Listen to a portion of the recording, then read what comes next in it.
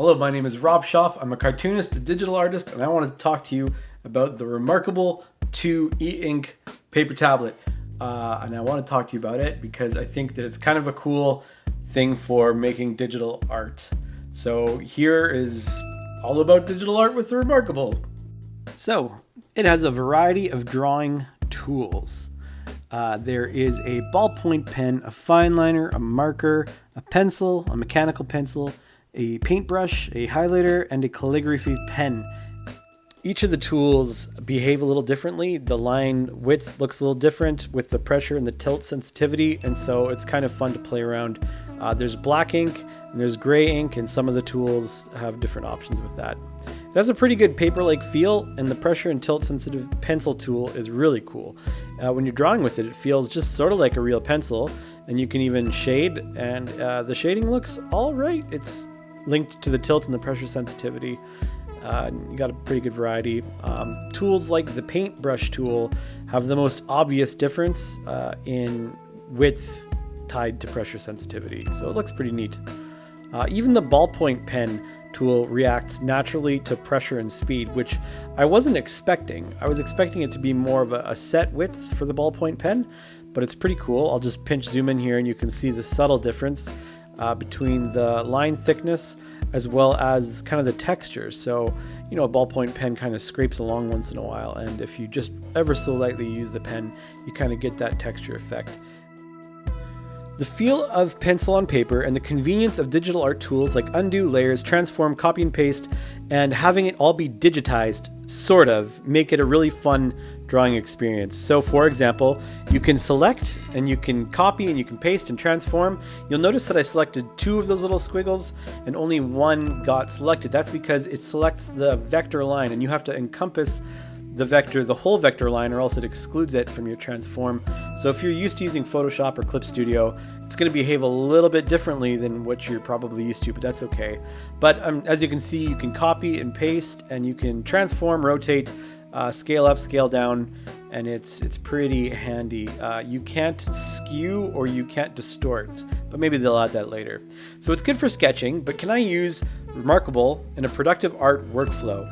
What I'm going to do now is just draw a Betty from Archie Comics as best as I can using the ReMarkable, and you'll see how some of these different nice tools that are digital advantages over paper, like resizing and pinch zooming and stuff like that, really help to make it look nice.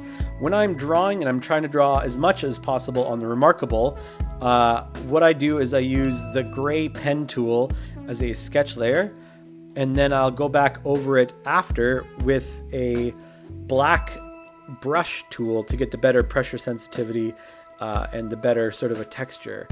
Looks really good. Now, the nice thing, of course, is that you can use all of those tools that I talked about. Like, you can zoom in to get the lines that you really want. You can use undo, you can use an eraser. Now, once you got your drawing done, you can export it very easily. You just hide the layers you don't want to see, like the sketch layer, and then you can send it to an email. You can send it as a PDF, a PNG, or as an SVG. So I'm going to send it as a PNG and an SVG to show you the difference. SVG, of course, is scalable vector. PNG is a rasterized image. So you just wait for it to send. You get a little notification. It takes about 10 seconds, and it sends it right away to your email. So I've opened this up on Clip Studio on my iPad, and as you can see, the file size that it sends as a PNG is pretty low res, which is kind of a bummer. It'd be nice if they had the option of upscaling it, seeing as it's working in vector on the ReMarkable anyway. But they don't. So anyway, you can see that it's kind of, if you wanted to print it, it would be a little pixely, a little nasty. You can import the SVG right into Clip Studio, but the SVGs in Clip Studio don't open properly. So if you have another app like Affinity on the iPad, you can open that up and it opens better. And you can see that the lines are not pixely at all. But you can also notice that the lines on the words "Go Go Mock Rocket Sheep," it loses a little bit of the fidelity in terms of in favor of vector scalability. So anyway, you make it nice and big. You can export it as big as you want, and then re-import that into your Clip Studio software or Photoshop. And now I just want to show you a little bit of the difference in resolution. So here it is in Clip Studio, and it's certainly a higher resolution than the PNG. So when I opened the SVG in Affinity, re-exported it, So this what you're seeing right now is the original PNG. It's pixely, it's nasty, and then the gray, which I'm going to bring up so that you can see a bit better. That is the re-exported PNG, which was scalable SVG that I did in Affinity. So you can see the quality is much better. Now, of course, it took a while to do all of that upscaling, and it's actually, as I'm demonstrating now, probably just quicker to import a low-res PNG and then retrace over it in iPad or in Clip Studio or Photoshop or whatever, re-ink it in that, and you'll get a better look. See, it's nice and smooth. Of course, there are other awesome and unexpected perks of the ReMarkable 2 that kind of blow me away. Probably the coolest thing about this tablet is that you can, because it's an e-ink screen, you can use it outside in direct sunlight. So if you've ever been, sketching on your iPad or whatever, outdoors, and you're like, oh, I can't see anything, that is not the problem with this. This thing is awesome.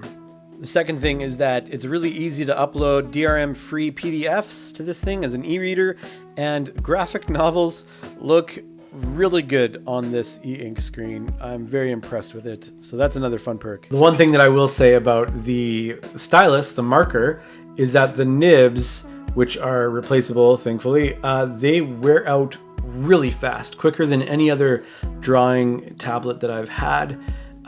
And so it's a good thing they send you with a bunch of replacement nibs because you'll be using them. What this does for my digital art workflow is it feels like paper, and it's just as good as sketching on paper, but with those few digital perks like undos and transforms, and it's really nice. So what I usually end up doing is I use the pencil tool, and then I sketch the sketch layer of my comic, and I get it, transformed and looking really nice. Then I upload a low-res PNG into my actual working document on my iPad, and I just ink over it. So it has a few advantages. You're like, why wouldn't you just draw on a piece of paper? Well, because I can sit at the couch and watch TV and draw really comfortably on this. Or I can be outside, and it's, all my notes and everything are in one place. I don't have to keep track of a whole bunch of sketchbooks or notebooks or anything like that. It is really handy. I will say this, it's kind of a luxury item. I think it's way overpriced. I think it's something like $600, and it's like, what I would say is I hope that these come down in price because it's really cool, but it's really niche.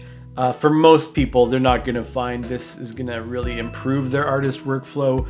For me, it does because I'm an artist who's really pressed for time and I have to kind of double up. So I can get a lot of ideas down, a lot of sketching while I'm doing other things. It's easy for me to take this out on a walk, sit down on a bench, sketch for a little while, stuff like that. It feels like kind of lame to say that, but it's like what I do. I take the girls to the park and then I hang out and sit on the bench and draw while they're playing at the park, stuff like that. I hope they get cheaper because I think a lot of people would really enjoy this, but I think it's too expensive. Yeah. Thanks for watching.